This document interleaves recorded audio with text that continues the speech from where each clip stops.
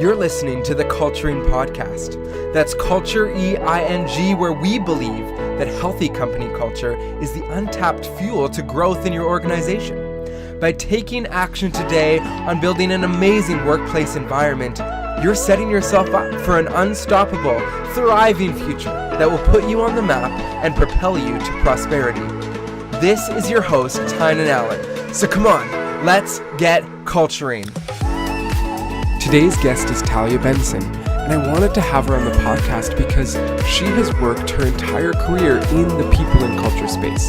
This is rare, people, and so I think she has something really interesting to offer us today. She started her career at one of Canada's fastest growing companies and is now working actually in the healthcare space at a company called Inliv and also at Wello. And so this company is absolutely pioneering the way that corporate health and wellness is and how to take care of the whole person.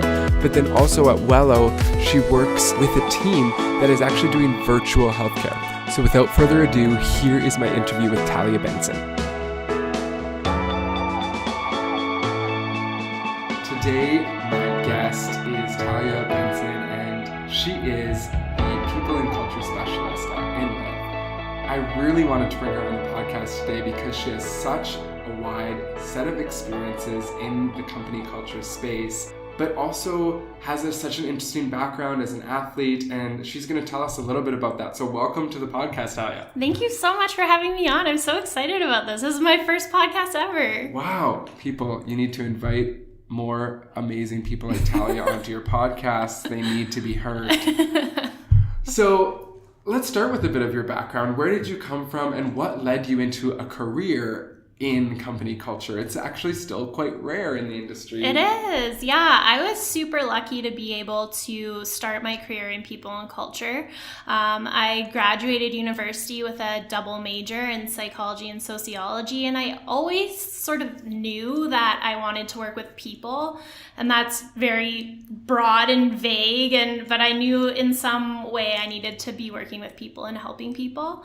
And so after I graduated, I was lucky to be working part-time at an organization, a small business that sort of let me take the reins on really what I wanted to do with my career. And it was just lucky that at that point I was like, I think HR and people and culture is something I want to go into and really explore. And the more I learned about it and the more support that I got from my company, the more I fell in love with it, and really just with being able to help people and break down processes and find out what's not working and what is working and fixing it and seeing the outcome of that on people's performance and happiness at work. So one thing I'm not afraid to do on this podcast is go deeper or get a little bit contentious. Yes. So one thing right now that is contentious is the difference and the similarities and how this works, that there are distinct HR and then people and culture functions. Yes. A lot of the time they're still very integrated. A lot of the time they are one and the same. A lot of the time there's still a chief human resources officer or a chief people officer or a chief talent officer, but not always all of them. Can you talk about that, what you're seeing in this trend of the difference and why they should maybe be integrated or separated?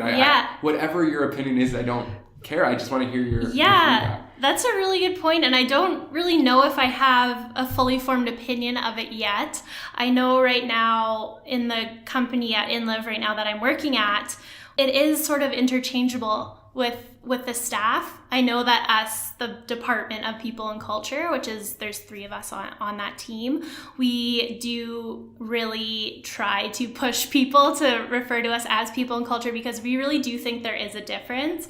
When I think of HR, I think of sort of the more traditional side of, payroll and benefits and onboarding and things that are not the most exciting. There are definitely projects and components of HR that can be exciting, but when I think of people and culture, it just kind of opens up a little bit more of a space for me to be excited about it. I feel like if if my role was a traditional HR role, I wouldn't get the fulfillment that I feel as being a people and culture specialist or a people and culture professional.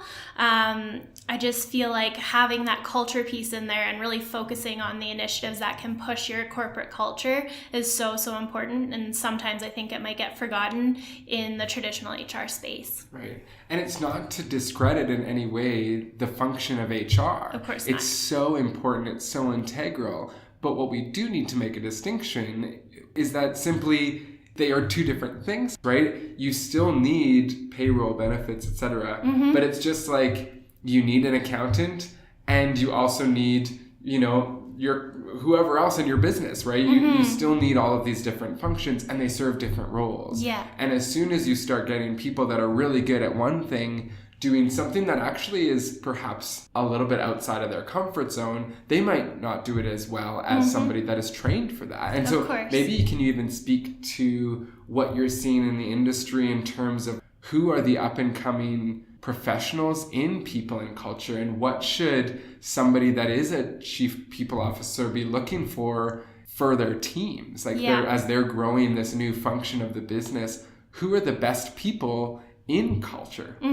Yeah, so that's a really great question. I think if I'm not going to name anyone specific sort of in the industry that I think is really leading, but I think if you're building your people and culture team, the best way that I know how to do it, or that I would give advice to someone looking to do that, is to look to your internal team first and see if there's any way that you can have someone who's been already immersed in the culture and might be considering a career change or a change in their role to be able to assist you, because they're really going to understand what the issues are, what people are seeing and what they want to see from the company, and really the big areas that you can improve on. The second being hiring a person that has experience in the people and culture space, because I think it is quite different, or not even experience, but an understanding of what it means to be in people and culture, because it's different, but it's the same. It's hard to really put your finger on it. Totally. It's like I still do things like performance management systems, but it's more creative and innovative, and you're coming up with fun ways that it's actually going to impact people. But if you don't come from that space or you don't have that mindset, it's really hard to help your company grow. Yes. One thing I keep hearing is that a lot of leaders don't even know what to put in the job description, right? They wouldn't know if they hired somebody and gave them the title of people and culture specialist. They're still kind of asking themselves, like, what would that person do? So could you help us? Could you tell us, like, what are some of your key responsibilities? Like, what's the day in the life of a people and culture specialist? Of course, yeah. So it is very much for me, and in my experience, I mean, this could be different across different companies, depending on how specialized your people and culture team is. But for me, it's a very much a generalist role. So I kind of have my hands in everything. Our team is made up of a director, myself as a specialist, and a coordinator, which is quite a large team for a total headcount of about 90. But it is something going into 2019 that we decided was going to be a goal for us moving forward, was to really focus on the people processes and really developing our team so that we can achieve the things that we want to achieve as a company. So, I mean, my day, and what I love about my job is my day is different every day. There's always things that come up when you're leading people that you have to deal with right in the moment, but there's always sort of long-standing projects that you're working on, or building a platform or whatever it may be. So at the moment, I can kind of give you a little bit of insight into what we've been working on, but we just revamped our entire performance development program, and we just launched that to the whole team, and they're going to be the leaders are going to be taking it to their own teams and implementing it. And we really tried to get as innovative as we could with these, building in individual KPIs as well as personal development initiatives too. So things like doing your DISC communication style, and setting your passion and your purpose statement, and looking at the company values and how you express them and the areas that you want to work on. So, yeah. So what will it look like, once that's launched? what's your plan in 3 months to tell if it's working or not? Yeah, that's a really good point. So we've actually built in accountabilities for each of the leaders to sit down with us after and go through the process. And we really are looking for feedback because this is the first year that this program will be used. So looking for feedback about what worked and what didn't work and what we could possibly improve for next year. But we're really hopeful that it's going to be well received and that people are going to really value not only their professional development, but gaining insight into their own personal development too. Right. So some teams, even if they're bigger than 3, this is still a big undertaking. Yeah. Right. So did you leverage any sort of pre-existing technology to assist you in what you were developing? That's a good point. Yeah. So we actually use an HRIS system called Bamboo HR. So we did some research looking into that and their performance management. We like to call it development because performance management sounds kind of robotic. But we looked into their software and what they can offer. And we took some elements of that and worked into it, but we just didn't really feel like it was something that would help us. So we've kind of gone a little bit manual with it, just with fillable PDFs and everything. But yeah, we're not using any performance management technology at the moment. Okay. Yeah, but definitely something we could do in the future. What's good about that is that you don't have to make it really complex. It can be innovative, it can be creative without it being super techy. And that's one thing, again, if we go back to skill sets, sometimes people coming from an HR background or coming from a people and culture background, this is they're not usually developers, right? And so especially if you're trying to stay lean on this stuff and it's already sometimes a push for people to pay 3 full-time people, for example, in an organization of 90, then maybe you don't have a big budget, but it doesn't mean you can't do anything. It's so true, yeah. And I think people usually get caught up in that, we don't have a budget, so we can't do anything. But there's really so much you can do and be resourceful with what you have. So yeah, that's a really good point. But I'm really excited with what we developed and the technology we can possibly use in the future to help us get a little bit more accurate. Yes. So I'd love to go back to a bit of your backstory as a high-level swimmer. Yeah. And how you've seen that translate into the work you do as a people and culture specialist. And then also what you're seeing is a trend in creating thriving and high-performing cultures from a health perspective, right? I talk about this a lot on this podcast because I have a background in health and wellness. Yes. But tell me what you're seeing in this space. Yeah, so I was a swimmer in university and all throughout high school since I was 7 years old. And I came to Calgary to swim for the U of C. And I always, even into my first job, believed in hiring athletes because there's a certain skill set that you get working towards a goal, working on a team, working with a coach, getting feedback. I just think there's so many skills that you can take from being an athlete into the workplace. Like, it's so directly correlated. So we actually have a question in the interview process. It's not a yes or no. It's not a deciding factor, but it's interesting for me because I can kind of go back and dig for the info and have the data behind it. But we ask, have you ever played a high-level sport on a team? And then usually I find that our best employees or most high potential employees are the ones that have in fact been exposed to that, which is really exciting. And it can be something that's not just athletics, exactly. But it's, maybe you were a high-level violinist and you were in orchestras and had to deal with a conductor, right? Yeah. Like, it's not athletes, but it's that process. Yes, and I love that process. you outlined that, right? A coach and being teachable and working with people that are your peers. Like, this is stuff that we should be learning from a young age. So even anyone listening, make sure that you're setting your kids up for success. Yes, definitely. Put them in stuff where they're learning these skills while having fun. Yeah. It's going to set them up for something greater in their future. Definitely. And even if it's like any type of, as you said, musicians and performance or competition academically, like anything where they have to work towards a goal on a team is just so valuable. And I really do find that in hiring. Are you seeing anything else, not necessarily about athletes, but are you seeing, let's go into health, right? So you had to obviously stay very fit as a swimmer, But what does it look like for people that are in the workplace? Why should they prioritize their health, and why should their companies prioritize a focus on health in the workplace? I think that's a really good question, and something that here we really try to focus on in the products that we push out to our clients. And so a branch of our company that actually really focuses on this health and wellness is called Wello. And it's a virtual healthcare platform where people can call in and get medical advice from nurse practitioners over the phone or over video chat. And it just makes that access to health and wellness a little bit easier. You don't have to take time off work.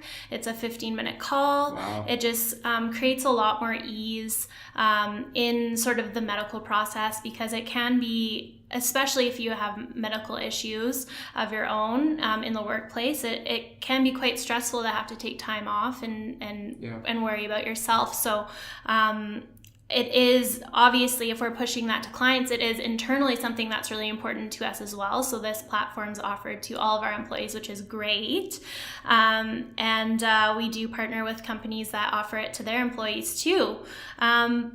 That's just a little bit about our company, but overall, in terms of health and wellness, it's just so important. If you look at any studies that kind of look at stress or productivity or efficiency, all of these things are tied to an employee's wellness and if they're able to look after themselves. And sort of tying that back to my athletic background, I think it's exciting to be a part of a workplace that really does value that. I think it's something that people should really focus on, and there's such a place for it in today's society for sure. Yeah, and so what does it look like? We often hear that there's still a big gap between we know in the research that it's important. Yes. And yet so many companies are struggling to see their employees' health and well-being prioritized. And maybe even they might say they prioritize it, but it's not, leading to results, right? You don't actually see people having less stress or actually being more fit and, taking care of themselves. But they have really great, wellness programs. So, again, how do we make these wellness programs real? And what is, speak to it. How can we do this better? And speak to somebody that has a fear of going after their employee wellness program and doing some transformation there. It is scary. It is hard. It's not going to be easy. But what's a great first step, and how should they navigate that? That's a really good point. I think the first step is always making sure that your company values are really sort of the forefront of creating a wellness program. If you can connect it back to that vision, mission, values of the company and really push that to your employees, then they'll, first of all, see the connection. Right. Secondly, I think it's important to listen to what your employees really want out of a wellness program. And if they indeed actually do want a wellness program. And third would be trying to find a way to educate them if you do have a wellness program, because you find it with all benefits. There's a bunch of employees, a lot of people just don't understand how to use it, they don't know what's available to them or how it's available or how they can access it. I think that's so key, especially with the number of younger people now entering the workforce, just making sure that it might be their first benefits program they've ever been on, so making sure that they have the support there to understand how benefits work, and not just benefits, but overall perks that are provided to them as being a part of the company. Yeah. And it's funny, I experienced that recently at a job where I was so confused. And it was I'm pretty intuitive, I can read well, and yet and I would talk to people, and every person had a different answer of how much coverage we had or how this worked, and I was like, how, what? How? And again, they just had not thought about making it easier. And so maybe from your angle, because you are, hired to be part of that team, how can you take back some ownership of this process? Because I think what a lot of companies struggle with is they might use an external benefits provider. Yes. And so then they sort of feel like their hands are tied because the benefits provider has a phone number that doesn't work that well. How can you maybe create internal processes that are better than the ones provided by the insurance company? Or like, how can you be part of that when it's maybe not even you doing it? Yeah, it's very easy, I think, for HR professionals to just be like, well, we have it, go figure it out, and just be like, it's not on me for you to know how to use it. And I think it does start with that onboarding process and making sure that people are set up for success on that first day, that they know what's available to them, how it works, how to access it, who to ask for questions. So one thing that we do here is we with every single employee that starts, we sit down with them for an hour to an hour and a half, and we go over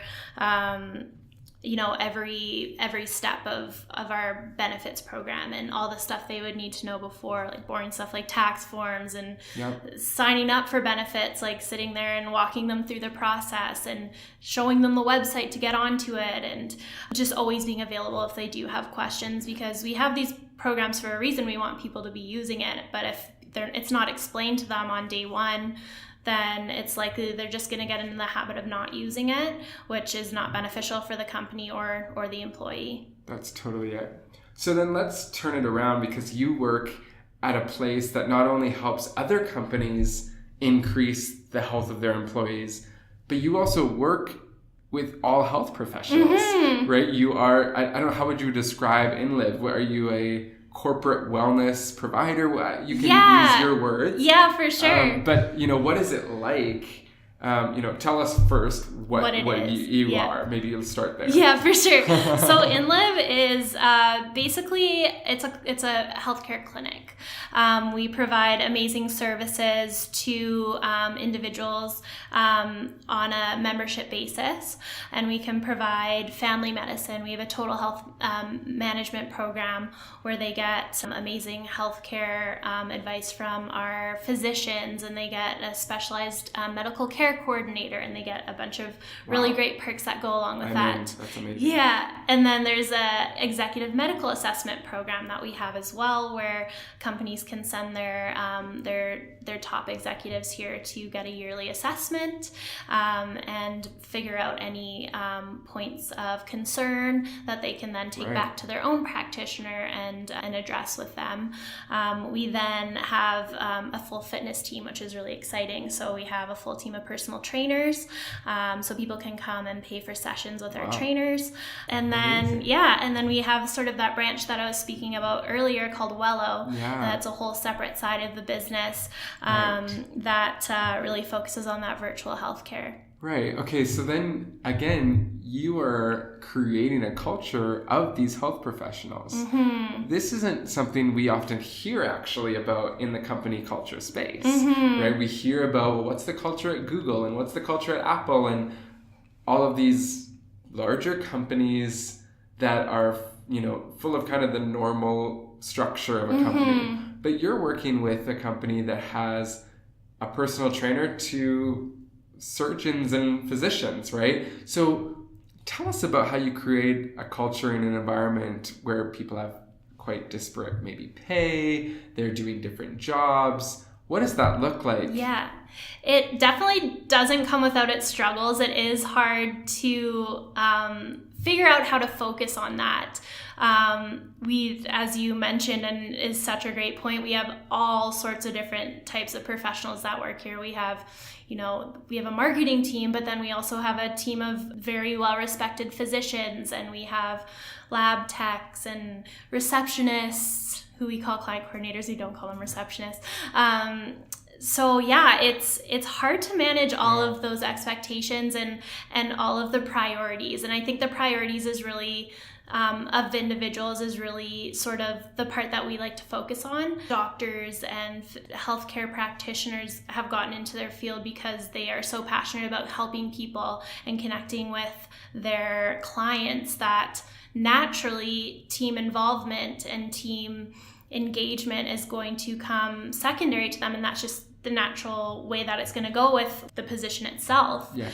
But we really we make it mandatory. Like we make it, there's no, you need to have the values of our company, and you need to be engaged somehow, and that really goes to your overall performance. We do things like we block off team meetings. We have monthly team meetings, and we block it off in everyone's calendar so everyone can attend, including physicians, including the girls at the front. We close the entire clinic for an hour so everyone can be there, and they're paid for that time too. So if you're an hourly employee, you're paid for the time that you're sitting in those meetings, so that we can actually make it a possibility with all the different positions that do exist here. What else do we do? We have innovation sessions where if people have ideas about how they can help move the company forward, they can come to a specific day and pitch their ideas to the company, and it can actually turn into something that we do eventually move into sort of a revenue stream in the company, and there's been tons of examples of that. But I mean, like there's always going to be the challenge of trying to do that and trying to get over that. But if you just kind of make it a requirement, people are usually pretty good about wanting to be a part of a team and wanting to see it succeed. So I think a lot of people struggle with that. You used kind of the words mandatory and requirement, right? It's like, whoa, what kind of like sergeant are you in the people exactly, in department? Yeah. But clearly it's a priority for you guys. Mm-hmm. And so talk to us about how did you implement that type of thing, and how did you do it with loving kindness and grace? And like, I know who you are, so you're not a sergeant. I would never put that word to you. But I like hearing that actually, because sometimes you have to put your foot down and you have to say, this is a priority, and it doesn't matter that you're not used to it. We know that the better thing for our organization is this, and we're going to stand by it. So talk to us about even how you do that from a rollout perspective. Yeah, so I think it really just goes back to, even if you go all the way back to our recruiting process, is we are very, very focused on the values. We have an entire hour of a values evaluation interview with potential candidates. So right off the bat, candidates know that if they're coming into this position, that it is a very high priority for the company for you to be values aligned. And we have it on our website, so it's, like people who are interested in the company can actually see what our values are before they even come into the space. So it's something that we try to make very prominent, and we have it displayed around our facility. Our values are in our lunchroom. We have our big, hairy, audacious goal in the back room about, how many lives we want to inspire. And it's just in general, it's a very beautiful space, and we try to emulate the clinic space with our team space, so that everyone is just aware of that. So I think if you really emphasize that right off the get-go, it's something that people just then fall into. Totally. I love that. And I think, again, we don't have to be afraid of, sort of standing for something that we believe in and expecting that our employees get on board with it. So that's brilliant. So the last thing I wanted to talk about is that you worked at what you talked about earlier, this kind of dynamic startup that was growing really quickly, and you had a lot of freedom. Now you're in a more established business, although you have major growth goals, and it's still a highly functioning business that's really wanting to do great things. I love that, how many lives you want to inspire. That's so great. But tell us about the difference between working in maybe more of an established business versus a startup, and where there's similarities and differences in managing and developing culture. For sure, yeah. And I think when I think of sort of the difference between the two, more similarities come to mind than the actual differences. The employee count was similar. It's just really the business as it operates and how long it's been around. That's the major difference. And I feel like I'm sort of beating this one into the ground, but I feel like the biggest similarity is just that values focus. And I'll just keep repeating it. It really does. Like, you need to find people that connect with your values. And if they don't, they won't fit the culture. Yeah. So I'm going to dig into that, because the one thing that we consistently see in culture research is that values are great. You can put them on your wall. You can talk about them in the interview. And yet we still hear all these companies that do that, and they don't have a team or a company that really lives it out. Yeah. Maybe from leaders down, but also sometimes you don't have the right employee that's going to fit to that. So talk to us about translating values and what the company stands for into actions and behaviors. Of course, yeah. So it really is that repetitive nature of always coming back to it and always making sure that people know that it's important. Something that we do here that makes it a daily practice is that before each meeting, we actually go over value stories that we've witnessed from the team or that we ourselves have feel like we've contributed. So it's both brag about yourself and brag about your teammates. And I don't know if I've mentioned what our values actually are yet, and I'm happy to share it, but it's team, care, passion, and growth. So typically the way that we'd start a value story would be, I have a story about growth, and it's about this person who really stepped out of their comfort zone, and I think that it really showed, and they really helped out a teammate, and sort of along those lines, so you can really hone into which value you feel was emulated.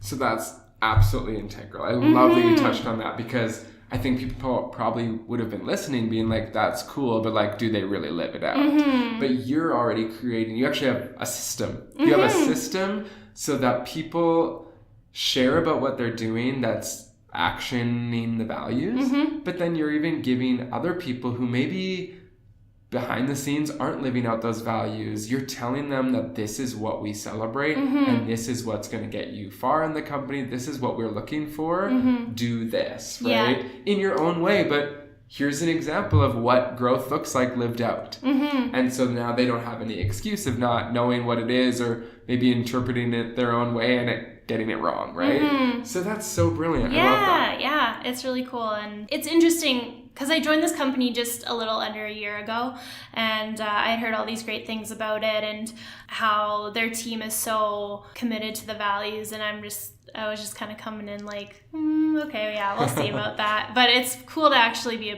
part of something that really is living the values, and I felt it from day one, from the friendliness of the team and the welcoming team. I started on an actual contract, so I was only contracted for 4 months, and they were going to reevaluate at 4 months, and I felt just a part of the team as any full-time employee coming on board, which is super, I think that's really special. Yeah, that speaks to their integrity and what they really want to create here. Amazing. So again, this Culturing podcast is really designed for people that are trying to build awesome workplace environments.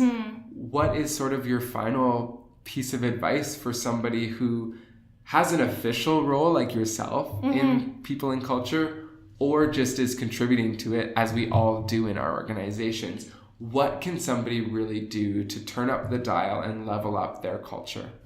I think it's really easy to make excuses in this space and think of all the reasons why your idea can't work, or why it wouldn't work in your organization, or how hard it would be to implement something. And it really is just moving past that and moving past the limitations and really finding the ways it will work, because there are real organizations out there that are living and breathing examples of how culture in the workplace can be successful, and how it takes a lot of work and constant sort of reevaluation and improvement, but it really can be something that's super impactful for your employees. So, just find all the reasons why you should yes to all the questions you're asking, and just make it happen.